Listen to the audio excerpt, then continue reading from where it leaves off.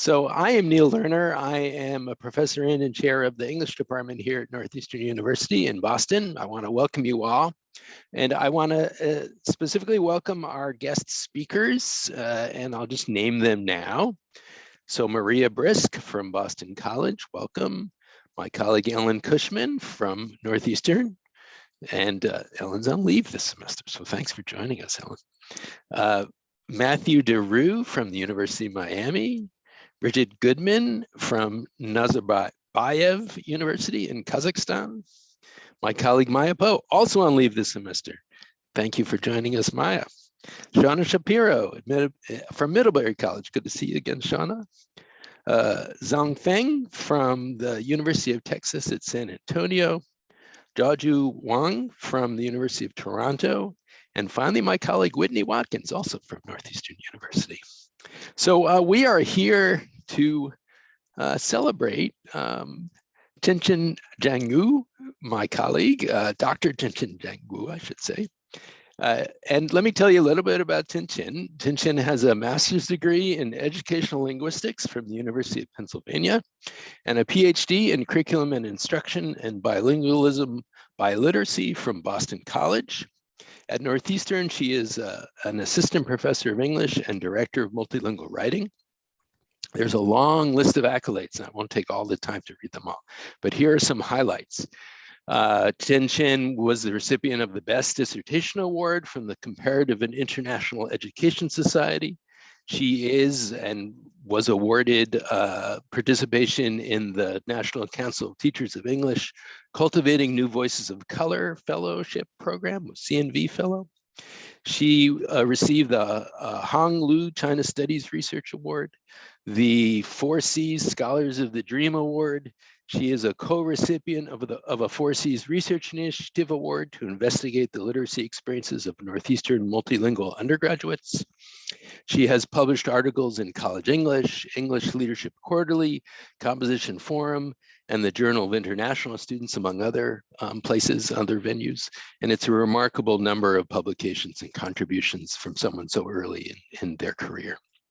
We're going to be talking about and hearing about Qianqian's book, The Languaging Myths and Realities, Journeys of Chinese International Students. And I'll just read a quick blurb. Perhaps I might repeat what others might say here, but the blurb about the book is drawing on digital ethnography of Chinese international students' first semester languaging practices.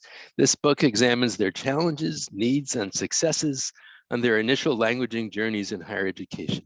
It analyzes how they use their rich multilingual and multimodal communicative repertoires to facilitate languaging across contexts in order to suggest how university support systems might better serve the needs of multilingual international students.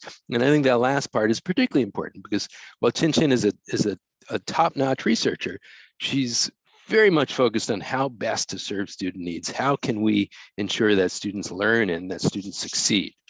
Now, along these lines, at the risk of embarrassing her, I'm going to read a couple of paragraphs from her book, because I think it places in perfect context why we're here together. What is the task of supporting multilingual international students? And it's about Qianqian's own story as well. So this is from her preface. Just I'll share with you 2 paragraphs, or really just one paragraph. Growing up being the top student in my English as a foreign language classes in China and pursuing an MS ED in TESOL with a near perfect score on the test of English as a foreign language, I've been very confident in my English language proficiency. Nevertheless, on arriving at Penn, I was shocked to realize that I was wrong. Not only did my American peers talk as fast as a rocket compared to what I had heard in the listening sections of the TOEFL, but also my professors often used discipline-specific vocabulary, which was hard to digest. For example, my TESOL methodology professor kept emphasizing the importance of providing sufficient scaffolding for ESL students. However, I had no idea about the meaning of the word scaffold. After secretly looking it up in the dictionary during class, the meaning I found was a temporary or movable platform for workers, such as bricklayers, painters, or miners, to stand or sit on when working at a height above the floor or ground. which did not make any sense in this context. I tried to search for images of scaffolds online, but ended up yielding tons of construction site pictures, which again had nothing to do with TESOL methodology. I was frustrated and confused, yet hesitant to ask my professor or American classmates for help. Everybody except me seemed to have understood this word, and they were already at the stage of brainstorming ways to provide better scaffolding for students. For quite a few weeks, I felt like a fool. It was not until almost halfway through the semester that I finally realized that scaffold was in fact a fancier version of the word support, which people in education prefer to use. I share that passage with you because I think it says a lot about Qianqian, her journey as a student, her openness to supporting other students, and her rigor as a student and as a scholar to come up with an understanding of a problem that she faced and share that solution with others. With that, I think we are turning to, next slide, Ms. Anna Roderick, editorial director at Multilingual Matters in the UK. Hi, good evening. It's evening where I am. Thank you so much for inviting me to speak at this event. I won't go on for ages because I think there are far more interesting people with more interesting things to say than me. But I wanted briefly to pay tribute, and I don't think this will come as a surprise to any of you who have worked with Qianqian, to what a dream author she was throughout this whole process. We love all our authors, I should say, because I know there are several of you on this Zoom call. But Qianqian, right from my first contact with her, through the whole process, through her dealings with my colleagues, has just been everything we could ask for in an author. And I have been asked to pass on the message from my colleagues that if she would like to work with us again, we would welcome her with open arms. I spend a lot of my time advising people who have just defended their PhD dissertations on how they might go about turning them into books. And it can be a bit of a struggle. I'm not going to gloss over that. But Qianqian had such a clear understanding right from the outset of the needs of a book audience, the needs of her particular audience, the needs of an audience that want practical suggestions as well as scholarly insights. And so this book, I think I will use from now on, to be honest, as an example of how to do that transition, how to make your doctoral research interesting to a wider audience, to step beyond the often quite geographically specific location of your research and what's often quite a small scale study, and make your work speak to wider debates. And this is particularly relevant to us as a publisher, how to make your scholarly research have a real practical and hopefully very positive impact on the lives of students. And I think a couple of people I've spoken to about this event in the past week, that will not just be Chinese international students in the US, but that will be all international students, and I think, to be honest, across all Anglo contexts as well. So I think this is a book that will establish Qianqian not just as a scholar to be watched, but someone who will have made a really positive impact on the lives of international students and those who work with them and who care about them. And we're very, very proud to have published this book and to have worked with Qianqian. And that's all I have to say, really. Thank you very much.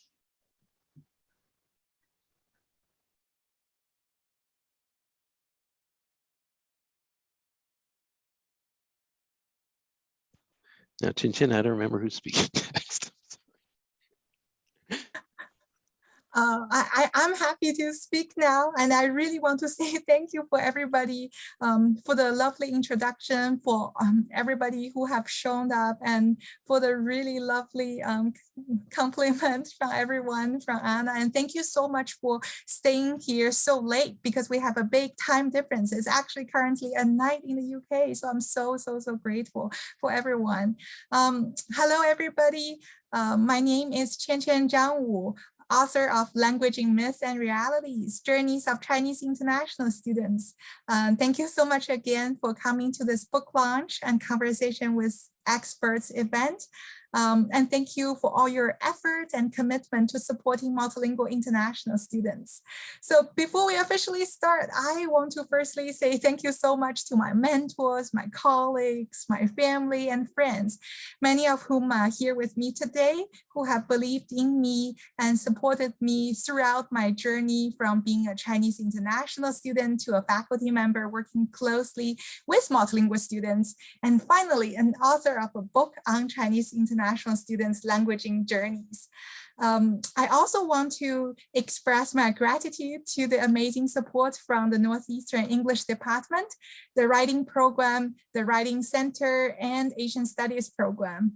Finally, I'm really grateful to the incredibly pleasant experience to work with my dream publisher, Multilingual Matters in the UK. So my heart is really full of gratitude and excitement today. Thank you so much to you all.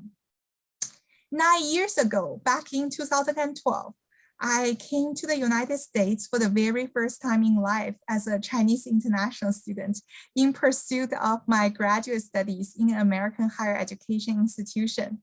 Upon arrival, as Neil has already said, I was shocked to find out that despite my success in high-stakes English language proficiency tests such as the TOEFL, I had a very bumpy start functioning linguistically across academic and social contexts. So inside the classroom, I found myself scratching my head when I heard my professor repeatedly saying, "You must scaffold your students." I was so confused. Like, we are not on the construction site. Why do we need a scaffold? Outside of the classroom, when I tried to order a small coffee with non-fat milk, the barista repeated my order as a tall, skinny latte. I was panicked upon hearing this and just kept on visualizing myself carrying a huge, tall bucket of coffee until I was pleased to find out that my tall, skinny latte was not that tall after all. So these lived experiences have aroused my interest in exploring the languaging experiences of newly arrived multilingual international students. So in no time, I got very nerdy and started reviewing literature on this topic. However, soon I was surprised to find that previous studies on this topic tend to view multilingual international students through a deficit lens and focus primarily on their difficulties in academic English without really acknowledging their whole multilingual communicative repertoire. Furthermore, Chinese international students are often viewed as a homogeneous block, despite the rich within-group dynamics I have witnessed throughout my lived experience as a Chinese international student. So all of this has prompted me to conduct an exploratory qualitative study of 12 newly arrived Chinese international students' languaging experiences in an American university. Through this study, I really want to know how these small group of students function linguistically across academic and social contexts throughout their very first semester in an English medium higher education. And more importantly, what we as researchers, educators, and administrators in higher education can learn from these multilingual students in order to better support them. So Neil, if we could go to the next slide. So as you can see, this table shows the timeline of my data collection as well as the various sources of data I have drawn upon in this study.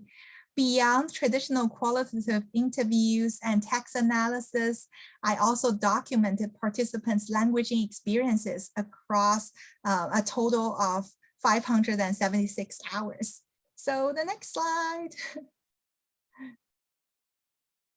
So this is one example. As you can see in this example, the bilingual language logs have allowed me to understand how and when participants drew upon their multilingual repertoires to communicate across contexts. And in the next slide, so here are some examples. I use digital ethnographic methods through the popular social media platform WeChat to collect multilingual and multimodal data. So these data made it possible for me to observe my participants with the challenges, success, and needs languaging throughout their first semester in university. And this allowed me to understand their experiences beyond the academic context. And then the next slide, the findings of my study emphasize the importance to understand the within-group variabilities among Chinese international students. Considering their previous language and education experiences, I propose a continuum to understand their linguistic readiness for tertiary education.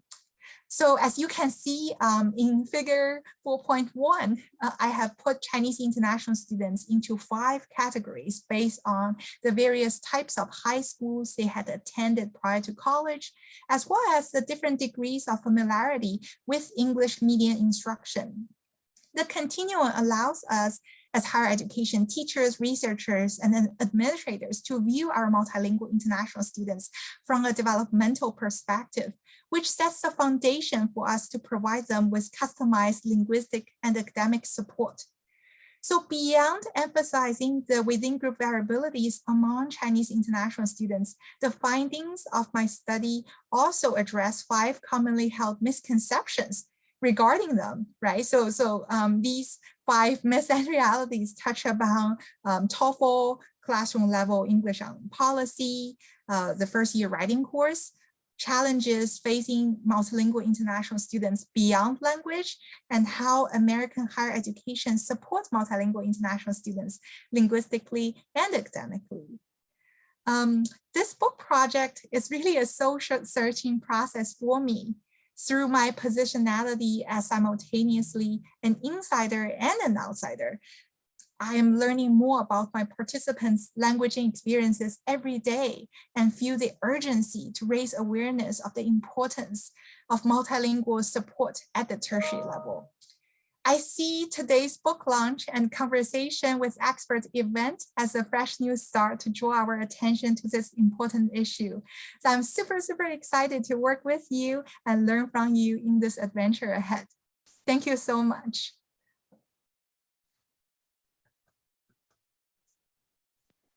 So for this next part, we're going to invite our experts, our panelists, to weigh in on these questions. And I'm going to stop sharing so we can all see each other in a second, but just to go over these questions. What in your professional experience made this book seem relevant or important to you? What did you note about the methods used in the book? What surprised you in the findings? And how might you see this work informing your teaching, your faculty development, your service, and your future scholarship, whether your own or your colleagues, I suppose. So I'm going to stop sharing so we can all see each other. And feel free to weigh right in there. Well, I'm going to start since I'm the oldest. And the first thing I want to do is to say that it was a real pleasure to work with Qianqian. She is so bright and so much fun that I miss you a lot, Qianqian, even if we still email each other once in a while. In spite of the fact that I've been around a long time, so I know from personal and professional experience a lot about international students. Still, I learned a lot from your work. Myself, as Qianqian, also came from Argentina as a master's student, applied linguistic at Georgetown. And in spite of the fact of being completely fluent in English, I thought that the professors were speaking in a different language when they were teaching linguistics. So I totally sympathize with the situation. But I think the work of Qianqian stresses a number of ideas that have to be reinforced again and again with both universities and organizations abroad preparing students in English. At the center is the notion that the English the students need is to function in disciplines and not the type of English that is tested in the TOEFL or that is taught in just plain ESL courses. The students need the disciplinary language. So both the preparation should be geared to the disciplinary language, and the faculty in the universities that accept international students need to be more understanding and knowledgeable about what are the needs of the students. So when they use a word like scaffold or to the square, that happened to a Brazilian student that she thought they were talking about the square in a city and not the square in statistics, that the students may be confused. So it's really the real call to action. And I commend you, Qianqian, for having done it and for being so explicit about this need. Thank you, Professor Brisk. And I call on my our other panelists just to follow Professor Brisk's lead, unmute and weigh in, please. If I may, Qianqian, I want to thank you not only professionally for making this book, but also personally. So I oversee support services for Northeastern's international students, workshops, academic, cultural, and I feel so validated when we're offering workshops on slang and idiom and just navigating Boston, because it's not just TOEFL that the students need to be familiar with, and that's the only thing they need to succeed. It's so many other aspects, and you talk about this in your book, that it's, you know, the life skills, if you will, the life words that we need to know. And so it makes me feel completely validated that what our office is offering is valuable to students, and that they can feel successful by attending those programs, and that just more and more offices should offer these things. And hopefully after reading your book, they will. And so I just have a deep, deep appreciation. And also I was shocked and honored that you would invite me as an expert. And so thank you also for looking outside the typical lens of who could be on a panel. So thank you so much.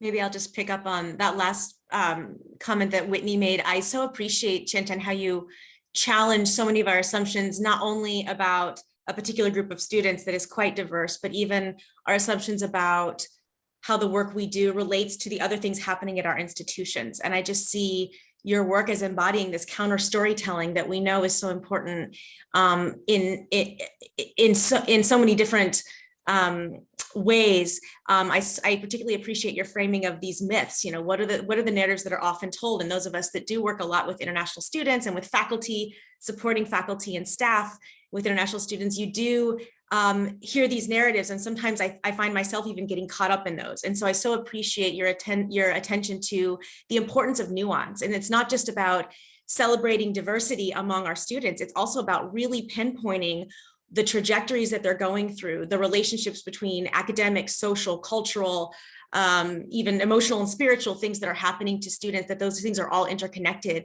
And it's I think it's such an example of how research can have a humanizing effect, that we come to think of each of these participants as an individual rather than as a representative of a group, because their stories are so different, and yet you also are able to pull out threads across them. And I just think that that's really beautifully done in your work. Yeah, I totally agree with Shauna. That's such an important point you made, and so telling in the work. Qianqian, thank you so much for inviting us to be a part of this conversation, and we're so grateful to just learn from your work. And I think one of the things that, for those who are able to read the book, is there's such a sense of playfulness and delight in a very hard topic. So you open with the anecdote about your coffee, and I'm sitting here sipping my morning coffee, thinking about navigating these spaces, and even to be framed as an expert, right? So your work to me felt like it unlocked a different part of my own lived experience. So I first moved to China when I was 22 years old, having just graduated from university to be a foreign English teacher. And I spent over a decade of my life in China navigating in my own way linguistic variation as I studied Chinese and learned Chinese and had to navigate Chinese systems. And so to me, this piece just resonated so deeply and so personally, it felt like a bookend. And as someone framed as an expert, because I was a native speaker, I love how your work contends with these notions, of how much our fields have shifted away from traditional understandings of TESOL to a languaging framing. And then I love, the theoretical framework drawing upon, the different levels and how the life experience goes across timescales that really resonated with me as well. And I think most importantly, I love how your own lived experience maps onto the work of the students that you learned with and from. So you had noted, I think like fast as a rocket, and I think it was William who said something like fast as flight, and just the idea of language flying.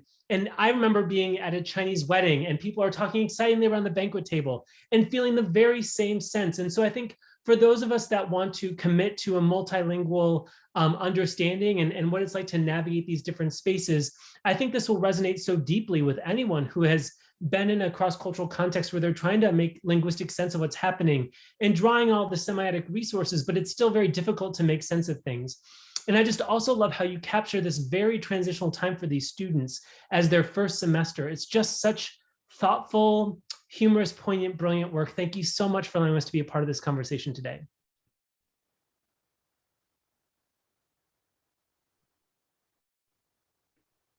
I'd love to chime in. Thank you, Qianqian, again for inviting us, for inviting me, for including me in this conversation. I think reading your book, to me, it resonates with me so much personally and professionally. I think as a former Chinese international student also, so I think a lot of the stories you struggle, the struggles you shared in the book also resonate with me, like the episode that you shared in your life, the tall, like you got confused with the size.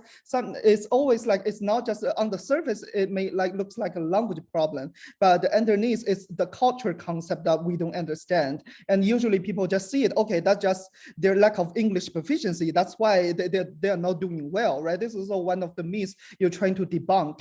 I think something happened to me when I first moved to Boston. There's one story like cash back. Like I understand what cash and back is, but when they put together, I don't understand why people ask me, do you need cash back?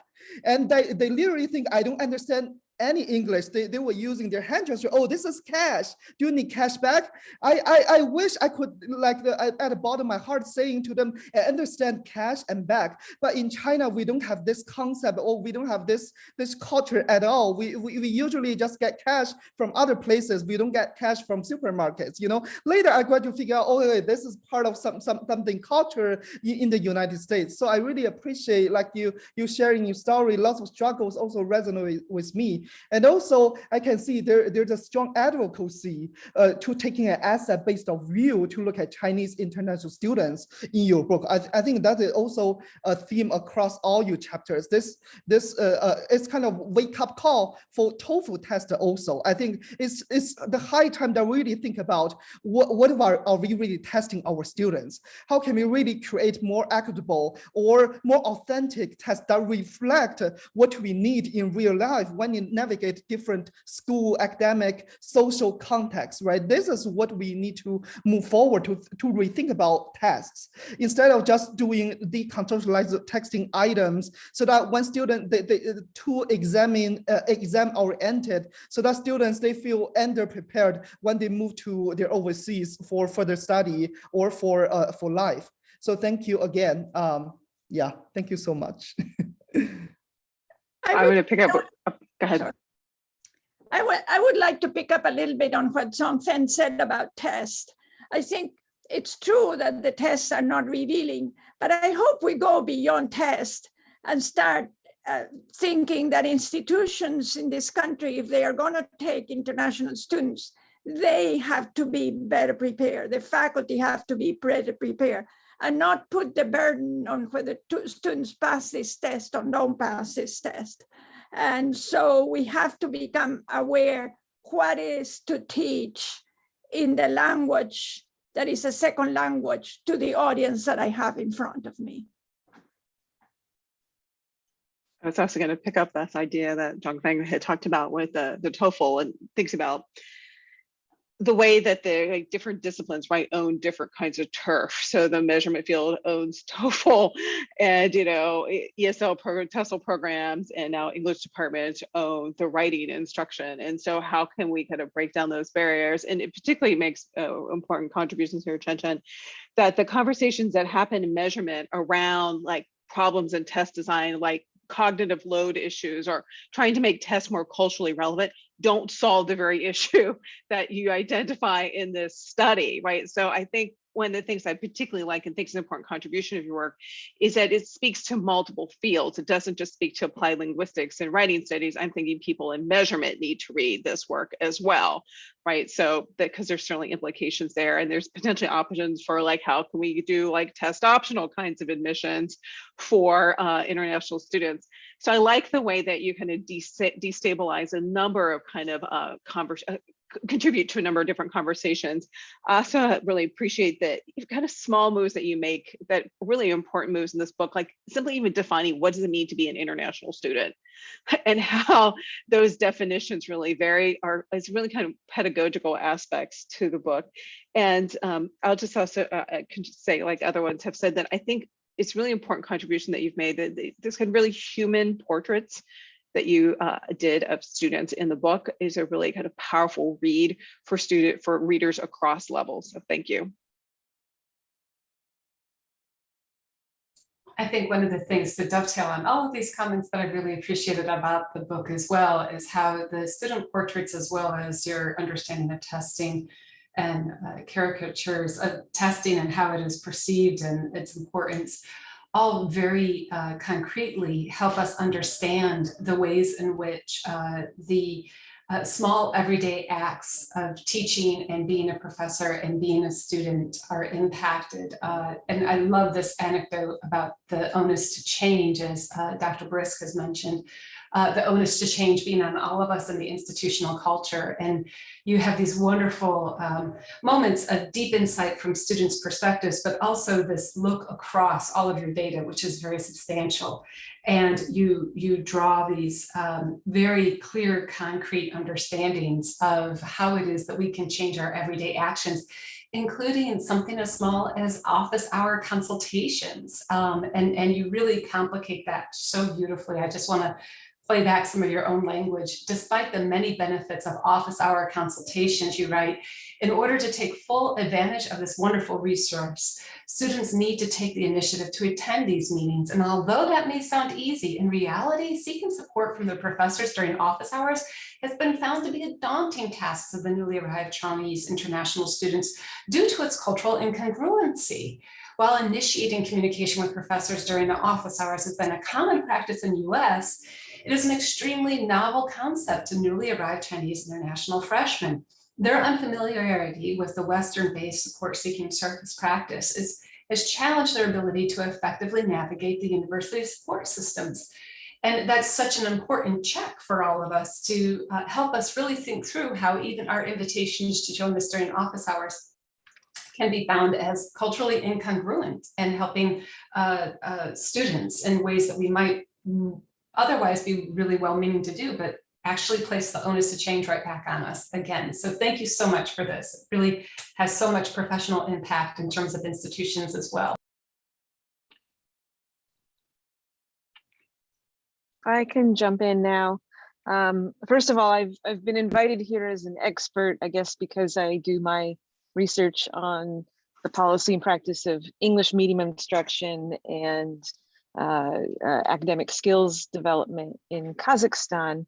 But I'm truly here as Dr. Zhang-Wu's academic sister. As you mentioned in the book, I couldn't believe you met it, but as graduates of Penn and now both as doctors, I do feel like we are peers and sisters. And, for me, the book resonated perhaps in a different way than some of the other people on the panel. The notions of the continuum of preparedness for university studies is very similar to what I found in my own institutional study of students in our program, and the intra-student variation, this divide between, I mean, this false dichotomy between the regular students who went to high school in China and students who studied in American schools. I could see parallels between that and students in my university and my program who went to a village school or went to a mainstream school or went to one of the elite trilingual education schools, or who did or did not have access to private tutoring.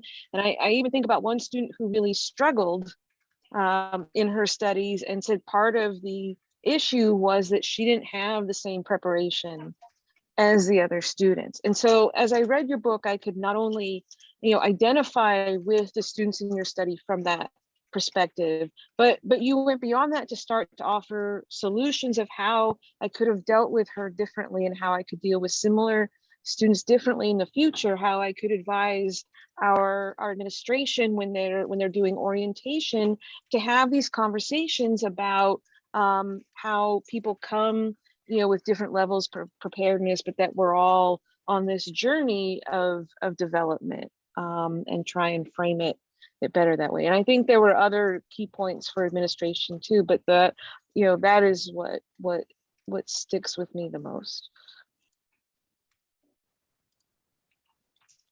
And I guess it's my turn to sing the praises. So I've prepared a short little reflective piece for the occasion and plus a couple stories. And I would like to read it to you if you don't mind. And first of all, congratulations, Qianqian, on this huge milestone of your professional achievement. And thank you for inviting me here. So allow me to tell you a little bit about myself. I have a perfectly symmetrical polygamous relationship with two named languages, as conventionally known as Mandarin Chinese and English. Perfectly symmetrical, not in the sense that I devote more or less equal amount of attention to each of them, but in the sense that I was infinitely closer to one of them, yes, Chinese, during the second 10 years of my life, while having almost lost the last bit of intimacy with her during the third 10 years of my life. And thanks to the tacitly enforced monogamous linguistic policy known as the English-only policy. Don't get me wrong, I do love English, so much so that I did a PhD in it and decided to dedicate my career to studying the power of it. Yet the fact that my first love needs to go on the ground and that I'm socially pressured into concealing every single trace of it makes me all the more sentimental. And on a practical and optimistic note, makes me all the more sensitive and empathetic to what my international students might be going through. It's not unfair to say that I've outgrown my shoes as a Chinese international student after having had the privilege to wear them for almost a decade. But reading Qianqian's book sent me right back to the beginning of the journey through a time machine with a dazzling montage of bittersweet memories.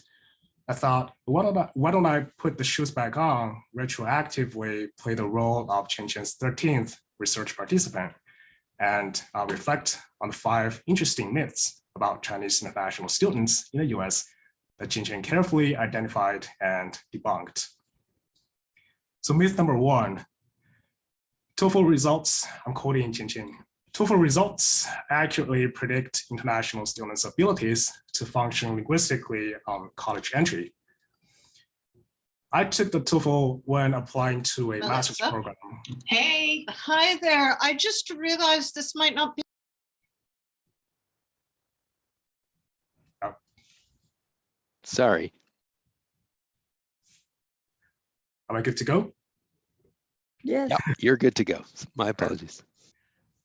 So I took the TOEFL when applying to a master's program in the US. When it comes to applying to a master's, when it comes to my relationship with a universally demonized standardized test, I may come off as a statistical outlier. Not that I particularly enjoyed the draconian test prep, but I appreciate the structure the test afforded that allowed me to exercise my autonomy as an independent learner. Back when I decided to venture abroad, relatively few families were eager to send their kids off to US high schools, even if they had the financial means. So the TOEFL provided perhaps the only structural affordance for English learners, for English learning for a lot of Chinese students. And it also opened the door to the ever so nebulous Western, quote unquote, Western academic discourse community. I know that I sound as if I'm naively endorsing the test, but I'm fully aware of its set of problems. The biggest issue with TOEFL's construct validity is that it purports to predict international students' abilities to function linguistically on college entry. College campus is a highly communicatively complex ecology where students use all kinds of semiotic resources to participate in all kinds of literacy activities. Classroom communication is just a tiny fraction of it. And that's perhaps the only space for which TOEFL may take some credit for preparing international students.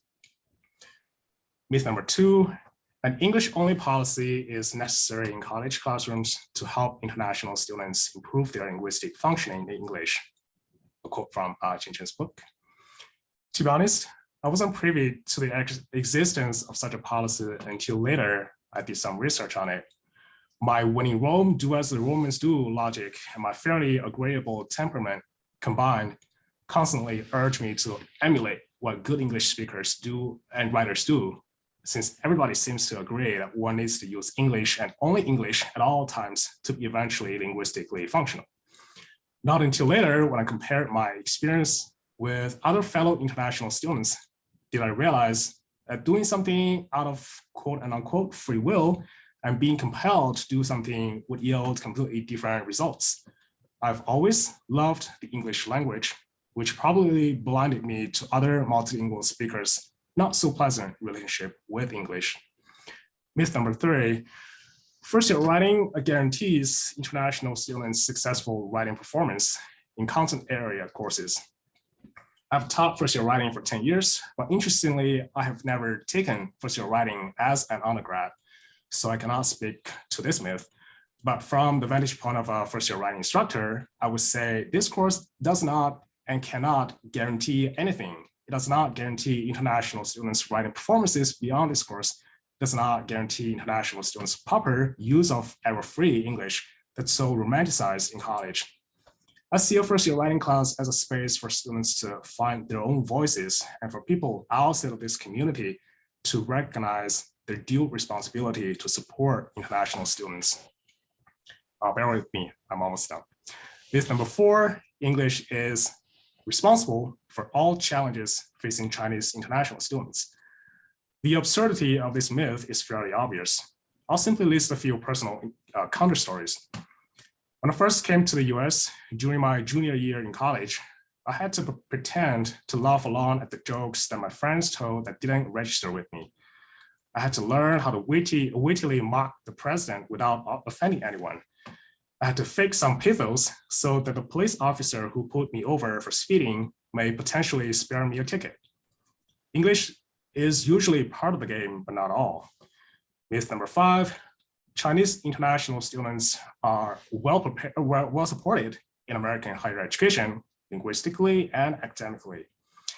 Having spent the last 10 years experiencing, observing, and studying international students' well-being in the US, I would affirmatively say that things have gotten a lot better overall.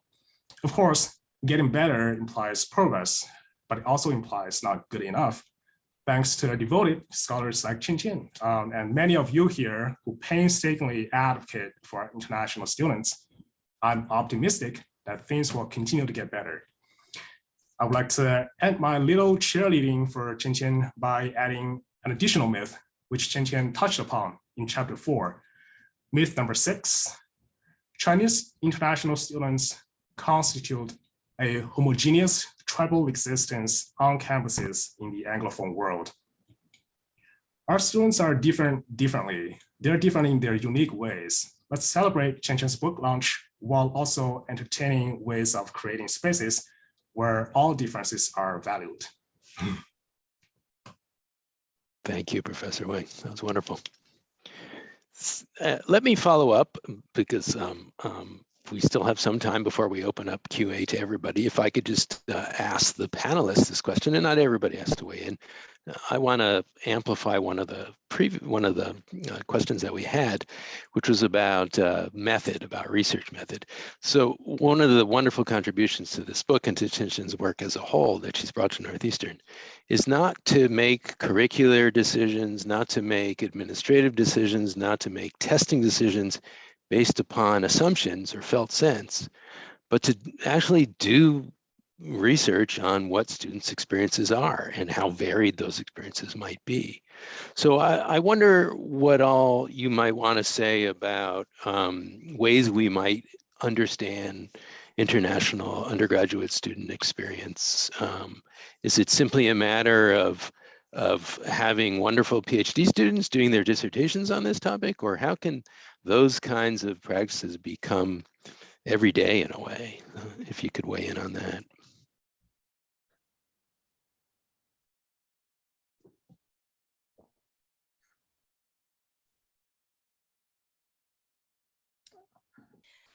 Well, I'll weigh in on one piece that is really clear from Qianqian's research, which is that there are transitional stages and developmental trajectories. And so we have to think chronologically and developmentally.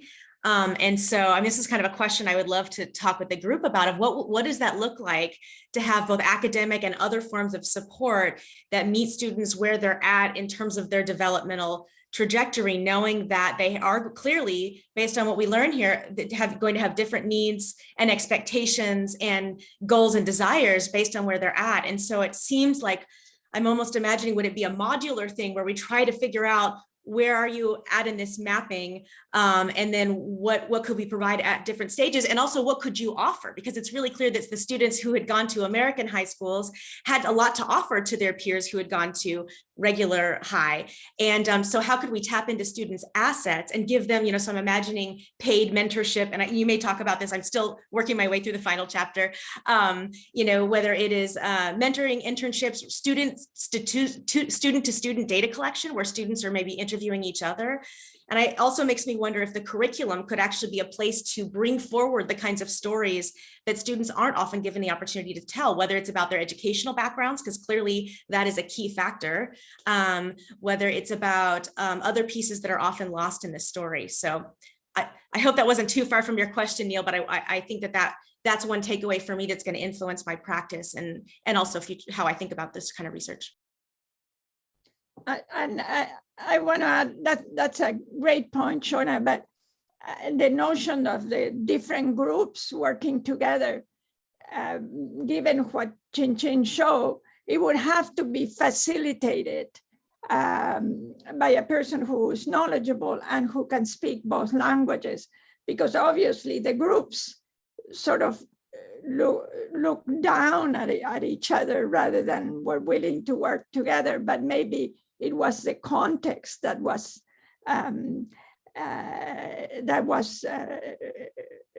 causing this kind of animosity about between the groups. But the notion of listening to the students, I think, is important. But I think as two things that Qianqian did in collecting her data that are very important is, one, she used a WeChat that meant that the students spoke the second they were feeling the stress. And so she could really capture very fresh and not after some time in which your story changes. And the other thing is that she was able to use either language, because it is true, or it is the case, that subjects when they are speaking in a dissertation or in a research situation, they will tell you different things depending on the language that they're speaking. So those two features were very important in her ability to really understand what was going on in the mind of the students. So I'm not sure how you can recreate that in the types of groups that you're suggesting, that I think it would be a really good idea. because it seems to me that the students are looked upon with preconceptions. And I think that's what Qianqian has shown us, that the preconceptions are just not right. I'll say something I think is important about implementing this is, given this work, there's no excuse not to have languaging positive outcomes for writing programs. I mean, it's just really compelling. Like that has to be an institutional mandate, that we're not going to have kind of containment and eradication as kinds of policies, because that doesn't support learning. It just doesn't. The second thing I think is really important for uptake is, it's really compelling notions of adaptability. Learners are really highly adaptive, and there are ways of navigating educational learning context and in their learning. And it's not means developmentally, to Shauna's point, that people go out on track and are permanently on one track, right? They can move around and they're really creative and so on. So really kind of thinking about learner adaptability is something that's really important that we need to think about. I'd also like to add in, one of the things I appreciate about the digital ethnography approach is this idea of, oftentimes it can feel like, when it comes to social media, notions of surveillance or that someone is tracking me. And I don't think that was the case in this work at all. And it's been noted earlier on the call that this is a very humanizing approach. And so I think as we build relationships of trust and care with research participants, and as they allow us to interact with them on social media platforms such as WeChat, we're really able to gain, if you take out all of this digital part of the book, like, we're left with so much less. And so I just think it's a really encouraging additional real-time means of backing up, as was noted. There's not time and space to change a story, but it's happening in real time. And I think as our lives are increasingly multimodal and we're on our phones across the day and throughout the day, it's really lovely to bring this into our research in ways that are appropriate, in ways that are beneficial. So there's not that feeling of surveillance, as I noted earlier, but just so that we're really building on the many ways that people are expressing themselves across these different modes. And so I really commend this work. I was at the Literacy Research Association meeting last month or earlier this month, and we were just talking about, there's so many affordances that can be leveraged towards bad or sinister outcomes, but there's also so much good that comes from using these types of resources in our research. And so I'm just really grateful for the way that your work really centers this with an international audience. And I really appreciate that part of your work very much, Qianqian. Thank you. Well, I have to say that Qianqian is special in developing the trust. She did not lose any subjects, and you don't see that very frequently. And it is because of her personality and her caring. And that came through the book, and all her work comes through. So. I almost feel like this comment is so hard to follow what Dr. Brisk just said, because Qianqian is amazing and just so positive. Like, all of the emails I've ever got are just so positive. And so, Neil, to answer one of your questions of how can we learn more about the student experience as it's happening and as we're going and kind of shift and pivot, one thing that I think on the administrative staff side is that, from the planning of orientation, which we all know is not conducive to any student retaining any information ever.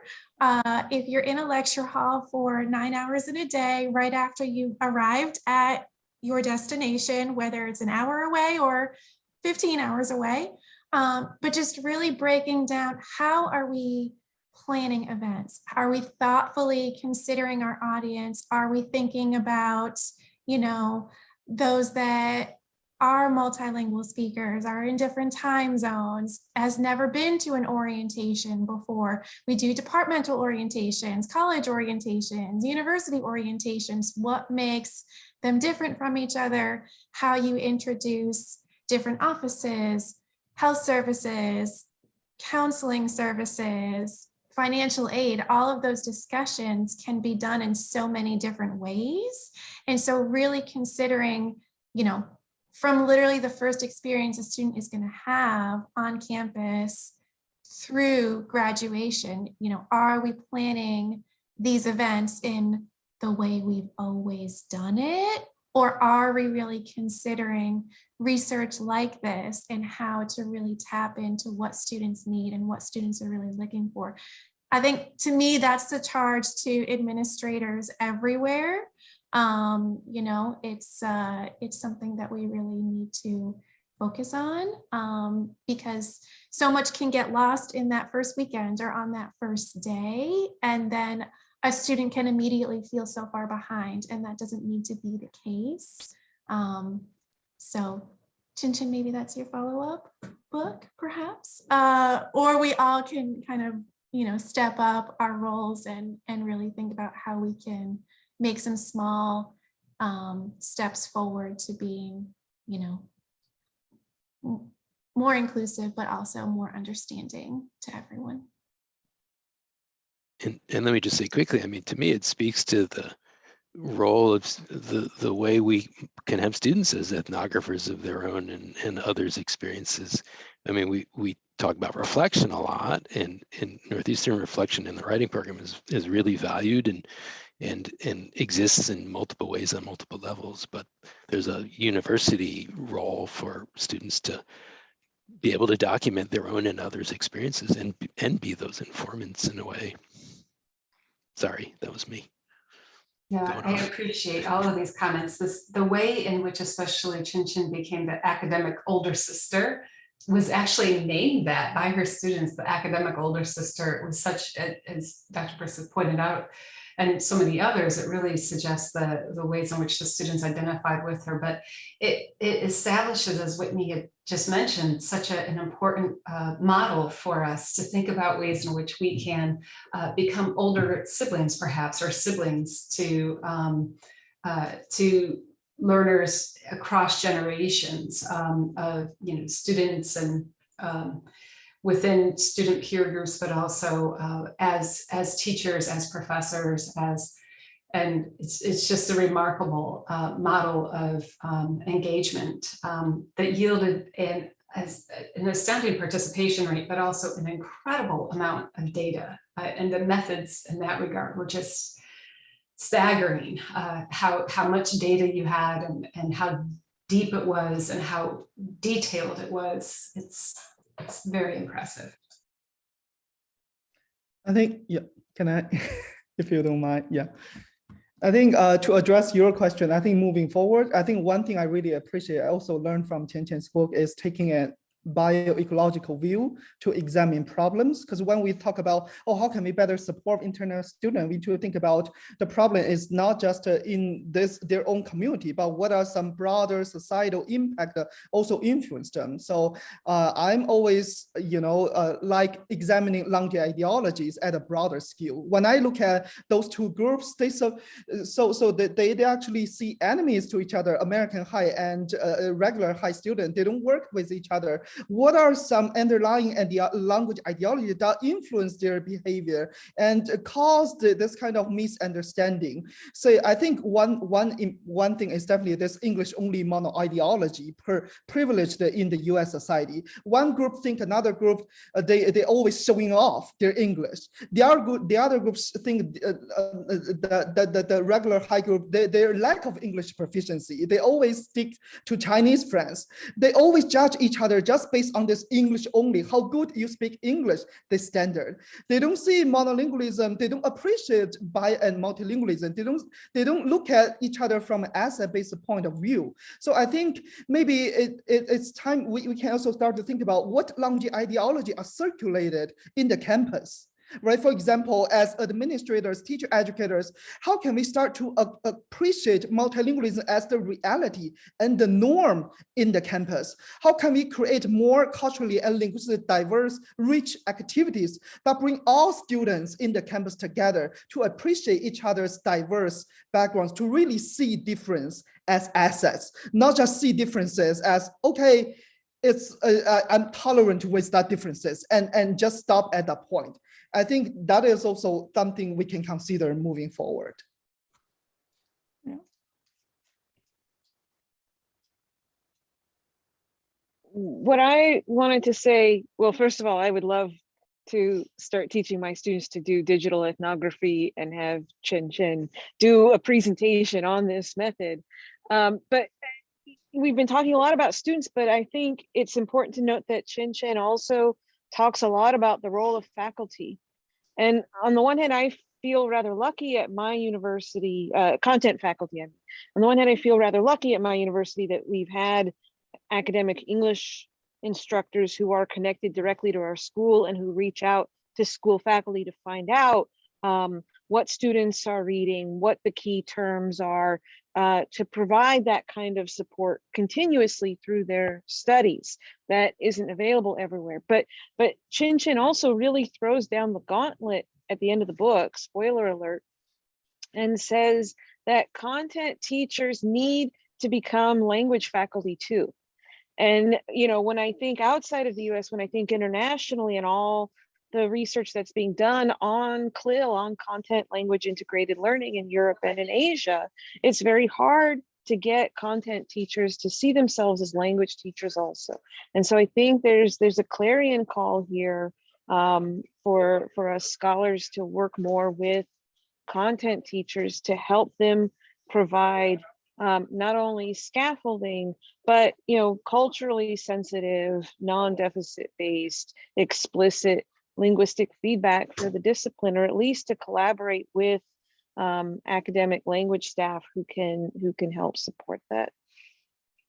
And Bridget, just to piggyback on that for a second, in STEM fields here at Northeastern, those faculty are increasingly international multilingual faculty. Yeah, I wanted to just build on that as well by saying, I think from the perspective of TESOL, the framing we use often of support tends to have a deficit connotation that we haven't always been recognizing, that we talk about supporting students as if they're weak in something and they need support. And of course they do need support, right? But I've been wondering about alternative framing like potential and asset, where we say, we want you to have this set of skills, not just because you owe it to these students, but because there's a potential for these students to be contributing to the academic conversations happening in your classroom and on campus. And we want to make access for that learning to take place. Because I think if it's just about helping a group of students over here, rather than being an inclusive, robust community where students are really engaging deeply with difference, as Zhang-Feng was mentioning, then we're missing a piece of the puzzle. And so I think we need to think about our framing in terms of when we're reaching out to content faculty, of how to make them excited about the potential rather than guilty about what they're not doing so far in their pedagogy, even though, of course, many of them, including ourselves, have a lot to learn in that regard. Yeah, I think that those 2 points that Bridget and Shona made about the faculty have to be tied with what Zhang-Feng said, because if the faculty still have the monolingual mentality, they are not going to fully appreciate the students.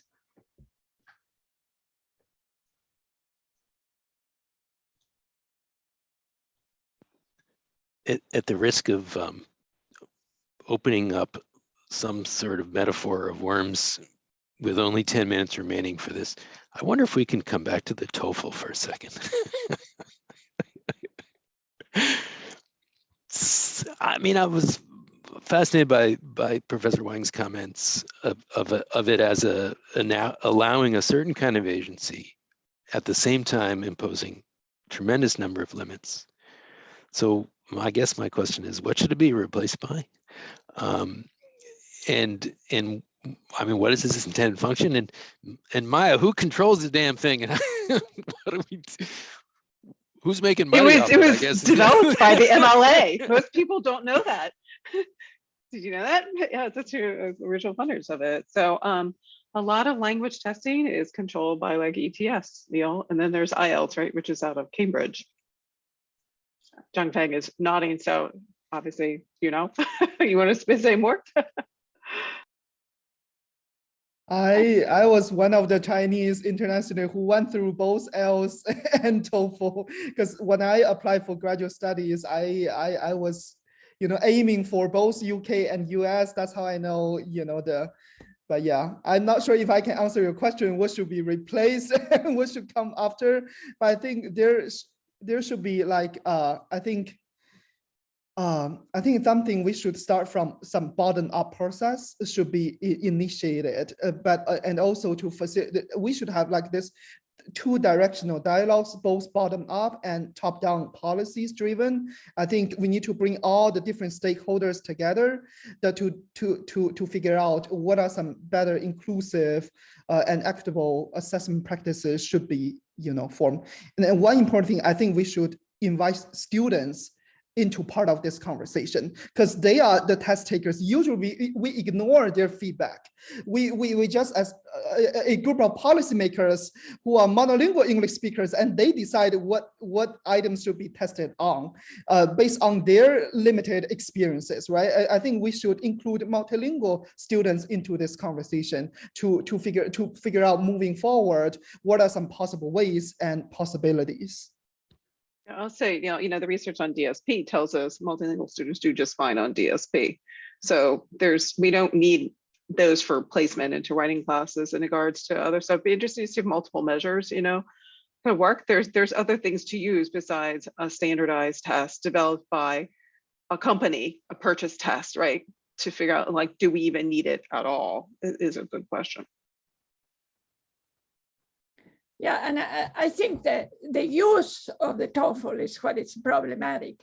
On the one hand, the teaching of English in China or wherever, if it's directed to pass the TOEFL, is not helping the students. So I think that if a student is majoring in science, they would be better off taking an English class that is teaching about science, and not an English class that is teaching them how to pass the TOEFL. And the same thing in the United States, that we think if the student got 100 in the TOEFL, then we don't have to worry about him or her. And we know, that's what the book proves, that it's absolutely not true. So it's the way it's used and perceived that is really problematic.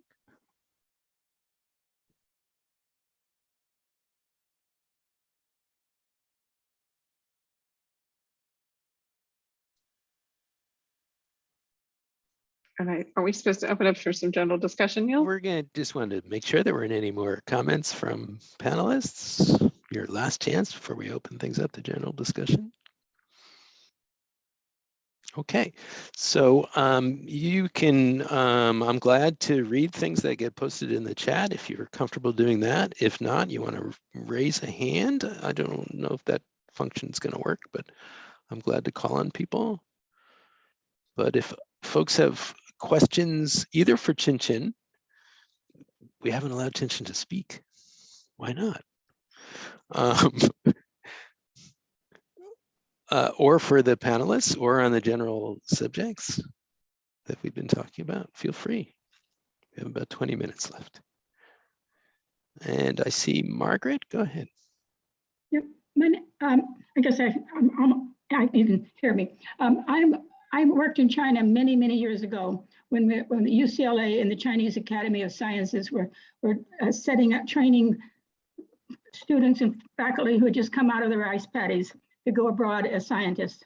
And one of the things that struck me as working on designing the course program, and I designed it with Chinese colleagues there as well, was that we had a story about a Chinese scholar who had gone abroad. He had gotten tops on the TOEFL. He had taken all the classes he needed. And this was many years ago.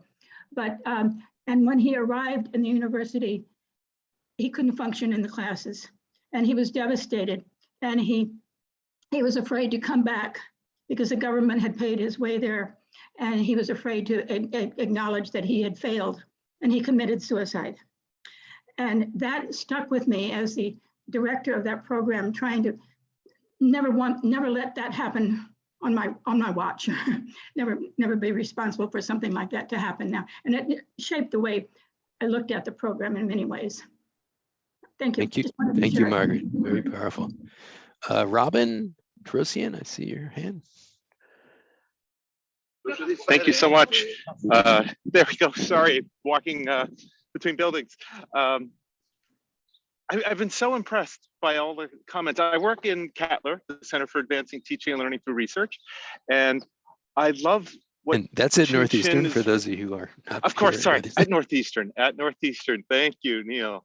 And your colleague in your department in English, Melissa Pearson, and I are running a anti-racist accountability group, a small group this spring. And this strikes me as so central to anti-racist work. The stories of the microaggressions and harms that are committed when Chinese international students are faced with the repeated, over explanation of something because somebody doesn't get that it's just an idiomatic expression that they're not picking up. I love the message of empathic, actual understanding between people. Just very impressive. I really appreciated everything I heard. That's all. Thank you. Although I am curious too, if Qianqian does want to speak to any connection with the anti-racist kind of ethic or work that we need to do at our institution, though it's not necessary. I don't want to put her on the spot. Thank you. Thank you so much, Robin. I have been muting myself forever, and now I'm going to talk. And thank you for the question. So I think what you have said is so important. And what I do want to say is that in exploring my project, in writing this book, and in thinking about my own experiences, I felt like now if I had a second chance to rewrite this book, there's no more chance, it's already published, but maybe down the line, I definitely really want to put anti-racist pedagogy into the center of the framework to sort of rethink about all these data, right? So my book touched upon the issue of race, but not in a way that it's in the very center for everything. But if we think about it, as Zhongfeng said, language ideology is one big piece. The English superiority fallacy is there to control people's mind from the administrator's perspective, from faculty perspective, and from students, even in their within student interaction. It's such a big piece. And how about the piece of race, right? So it's not just about Chinese international students, as if once they graduated, once they find a job, they are no longer students. That's not part of that. That's never the ending. I can share my experiences, like even I have already graduated. I'm no longer a Chinese international student. I'm now a faculty at an English department. And sometimes when I went to doctor's appointment and when in those very uncomfortable small talks, when doctor keep on trying to ask, what do you do? I said, I teach in university. What do you teach? And I would say, I teach at the English department. I got a lot of interesting responses, such as, oh, really? English department? You have Chinese courses in English department? What do you teach in English? Who are you teaching in English? As if me with the Asian face, with my background as a Chinese international student, is on entry, not legit to work at the English department. And I also had everyday experiences, like having really well-intentioned cashiers and service people trying to talk to me very, very slowly. I think in their mind, maybe I see this woman, she looked like a foreigner, she looked like someone that needs additional language support, so let me slow down my speech to help you. I think those are microaggression, and those are part of the ideologies where a lot of anti-racist work has done so many important things to liberate people of color. But I think something that's very unique and important to think about Asian Americans and Asian descendants in the United States is more like in many of the social media, as well as many of the mainstream conceptions, they're forever foreigners, right? And in some large data sets, international students are counted as raceless. If anyone have ever looked at large data sets by the National Institute of Statistics, they put Chinese international students as international foreign non-resident, and they don't have any race. And the other categories are the very problematic racial categories anyways. But I just think it's kind of important for us to think beyond just the language problems, what's behind the race, and what are our everyday assumptions for our students, and just for anybody that come in with a so-called non-mainstream look, what kind of assumption and harms may we give them in our daily communication, even though it can be very well-intentioned to begin with. Thank you. Julia, Garrett, and then Michelle. Hi, first of all, Qianqian, congratulations on this really wonderful book. I'm looking forward to reading it. I wanted to call attention to the specific historical moment that we are in with COVID, because one of the things that I'm one of the faculty in the writing program at Northeastern. One of the projects that we worked on together with Qianqian's assistance and Insight was to create a guide for faculty to be particularly sensitive to the needs and constraints on our international students, and particularly international students from China.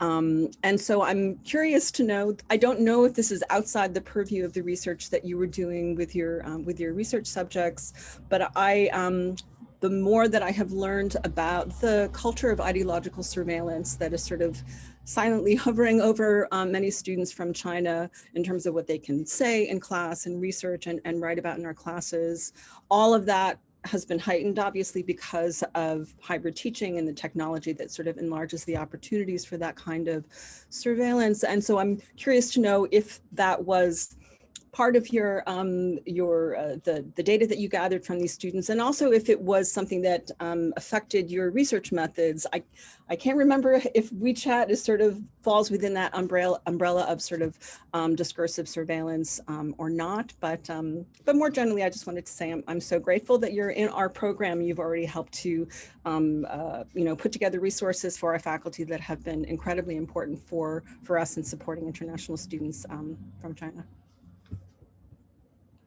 Thank you so much, Julia. So I think to answer your question, I think it's really tricky thinking about that, because I collected the data when I was a PhD student, advanced PhD student, getting ready for graduation and all that. So back then, because I'm not an administrator, I'm not teaching those students, I'm actually collecting data just as a listener, right? I don't make decisions on their course result. I don't make decisions on any program consequences. So when I communicated with them, they are so open to give me access to their social media. They don't have to worry about any consequences. They say bad things about their professors and they complain a lot. And that's how I got those very vivid and powerful narratives from them. And now a few years into my job as a faculty member, and now I'm an administrator, right? Director of multilingual writing. Now I think back, I feel like it's just hard once you have those hats and those titles and you have a new identity. I think it's very difficult for you to reconnect with students. I think it's to establish that kind of particular important trust. So I still have WeChat connections with some of my students. To a degree, they like me because they see me as an older sister in many ways, but it's much more filtered compared with what I received back then when we are truly just like peers. I have a much older peers. So I think there's a lot of concern on the students' mind when they know you actually work for a university, you can actually make a difference. You can actually analyze your result and really do something and maybe report it to their professor, have an administrative influence. They become very concerned. So I think, as Julia said, now there's a lot of pressure and a lot of political stress on this multi-international research as well. So I think it's kind of difficult, even though you can still use WeChat to collect data. Students may have some censorship in what they make available to you, rather than back then they really see you as a peer and open their heart to you. So I think that's a challenge we have been facing. Neil, there is a question in the chat from Michelle Crow. Yep, and Michelle has her hand up, so. She can't, she doesn't know how to do it. Well, so she figured it out. Michelle, good to see you. Yeah, good to see you. Brooke helped me figure it out. So thank you, Brooke. I've been struggling with this for a while now, and I learned. So thank you. So my question might be kind of particular. First, thank you so much for your book. I've been carrying it with me forever since it arrived in the mail. I haven't read it yet. I'm so sorry. I will read it because winter break is coming. So I'm so happy about that. But I've noticed this really wonderful figure on page 222 and I don't know, I guess Zoom isn't very conducive for answering this kind of question, but it's really wonderful. And I've been looking at it and trying to understand it. I don't know if you can say anything about it. it looks like it's a wonderful lens for thinking through and understanding the complexity of international.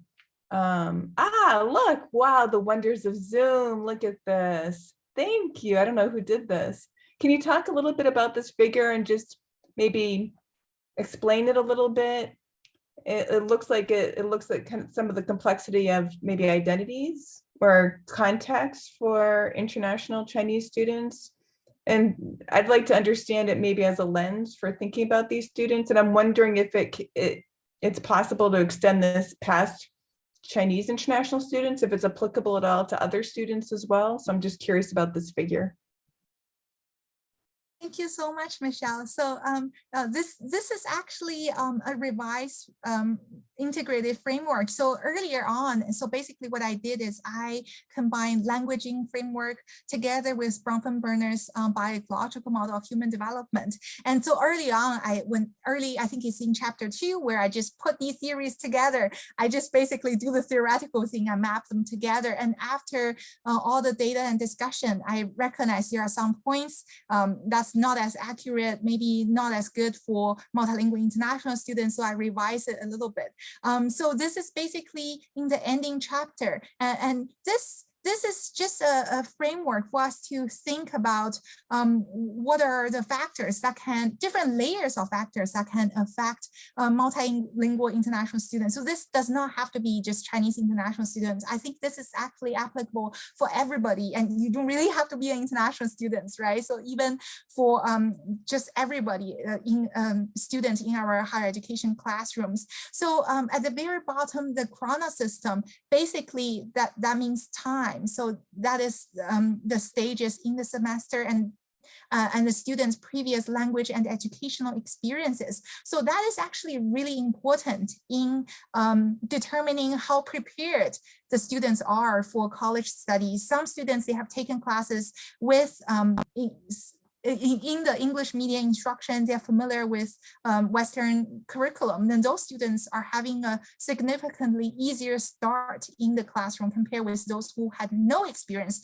with English media instruction or any kind of content subjects that's in the Western curriculum. So basically that's looking at the whole history of development before we put students onto the different layers of experiences. And then I put individual in the very center of the multi-layered system. So basically there are different layers of systems influencing them, from the micro system, like people who are interacting with them every day, their roommates, classmates, peers, academic brothers and sisters. That's more like people who are a few years above them, like upperclassmen, that they can ask questions, those who have taken classes that they want to choose, and they can get some experiences. In the meso system is the in-between system between the macro and exo systems, where students are interacting with different settings, from their family settings to academic to social settings. In the exo system are the system that's a little bit further away from students' everyday experiences, but they are constantly influenced by those. So there are the Office of International Students and Support, the OISS. There's TAs, there are faculty member, there are tutors, curriculum and institutional policy. I highlighted these aspects because these are things in higher education which can be changed and which can be catered to students to better support them. And I discussed how to support them. And then finally, in the macro system, there are bigger things such as like culture, social norms, and race. Those are things that's really hard to change immediately, but that's out there and influencing students all the time.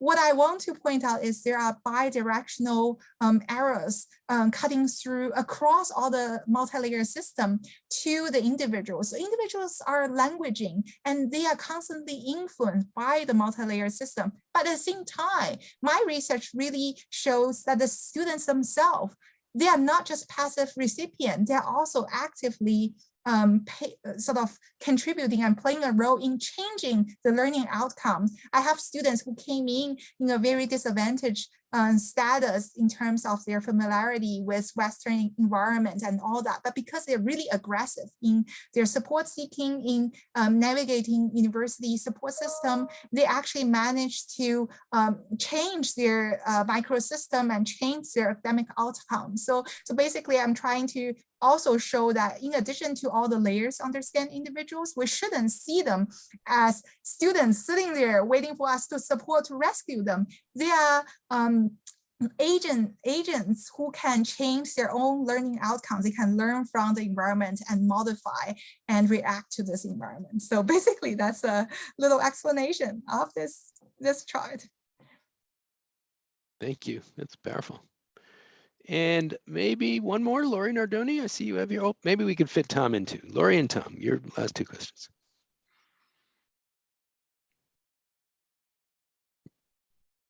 Oh, Lori, you're muted right this moment. But I just said everything's so brilliant. Never come out that way again. So I'll stumble through it, but Qianqian, thank you so much. I'm so excited to read this. And because I'm much more of a, like I always love movie trailers. So I was thinking about your multilingual teaching research that you've been doing with our program in the fall. And I was wondering if you could talk about how your book might be informing the kinds of questions you're asking us. Thank you so much. Laurie, I just really want to say, like, I'm so grateful for all the support from the writing program from my lovely colleagues. So in the fall, and actually from summer to fall, trying to interview the writing program faculties and understand the teacher perspective, right? So my book is very focusing on students. And from my students' perspective, their understanding of first year writing, their understanding of faculty member is very interesting. They have their own perceptions. So basically, I'm trying to find the other piece of the puzzle by talking to faculty member to see how they perceive multilingual students. Are there any underlying assumptions in their daily interaction with students, and how are they working together with them? How do they support them, right? So basically, I'm as a listener again sitting down to listen to faculty experience. So I think going back to Laurie's question, I think it's mainly the piece that's missing from my book is the reason I'm trying to listen to the professors and trying to understand their perceptions of how everything is going on. How do they handle the multilingual students? How do they perceive linguistic justice and all that in their daily teaching practices? We're going to learn a ton from that. We really appreciate it. And finally, Tom. Oh, thank you, Neil. Qianqian, so nice to hear about your new book. I look forward to reading it and hear what fans you have. It's very impressive. So good job. And I have a question. I wonder, why do students come to the United States for their education? And is there something about the distinctive in that desire in the Chinese students you study? And I wonder, there must be reasons about acquiring capital, cultural capital, economic capital, perhaps entailed in that desire. And I wonder, to what extent is that desire which they come with, does it resist, or is it a part of the sort of the problem you see they encountered linguistically in their American classrooms? And I wonder, when they come to the United States campus, what do they plan to do? What are their plans when they what do they want to do after their American education? And do those change their views about the role of language in their education as they come in to the United States classroom, or the desires of what to do after their American education change during the process of their American education? That's a hard question. Thank you, Tom. So basically, I'll try to be respectful for people's time and try to answer it as quickly as possible. So I think firstly, I don't think I can give you a one-sentence answer to that, because the whole point of my books are Chinese international students are not Chinese international students. They are so different. So that's something that we cannot just say, I come here because of XYZ, so everybody else come here because of XYZ. So that's one thing. And secondly, in the book, actually earlier in the book, I talked about the perceptions of English language learning and teaching in China and all the curriculum. So before the Chinese students come to the United States, what are the environment, what are the ideologies in China? So I guess there are a lot of spoiler alert, but basically what I have studied and found really interesting is in China, the mass media tend to phrase the mastery of the English language as something you mark yourself as a global citizen. You're well connected. That's part of your social capital. You're connecting to the whole world. And there are even in this year, 2012, there are some articles from the Chinese government's official news agency still emphasizing the importance of English learning as if that's a world platform where you can talk and communicate and everything. I think going back to Zhongfeng's point, the kind of very, very strong, the power of English, right? Not to mention all the linguistic imperialism behind the English power across all those non-English speaking countries. I think a lot of students are brainwashed by those mainstream voices, and those are just their perceptions. Gaining English can add to my social capital. And a lot of the international students, they come abroad to Anglophone countries, not just to the United States, but to other English-speaking countries. They may not want to work there and forever stay there. To a large degree, they want to be here, understand the outside world, brushing up their social capital and going back so that they will be able to maintain their social structure and sort of enhance their career ladder back in China. So I think there are different perspectives, but in many ways, I think the language ideologies is so strong and is so important, even beyond the border of the nations. So that's definitely a big push for people to go abroad and to sort of gain this capital. Thank you, Qianqian, for a brief answer to a big question. I want to thank everyone who is here, particularly the panelists. I want to congratulate and have you all join me in congratulating Qianqian on this wonderful accomplishment. I can't wait till the next book party. Qianqian, let's work on that soon, please. Thank you everybody. I'm so Thank blessed. you all. Thank you all for joining us, and have a wonderful rest of the day. Thank you, or everybody. evening. Happy holidays. Yep.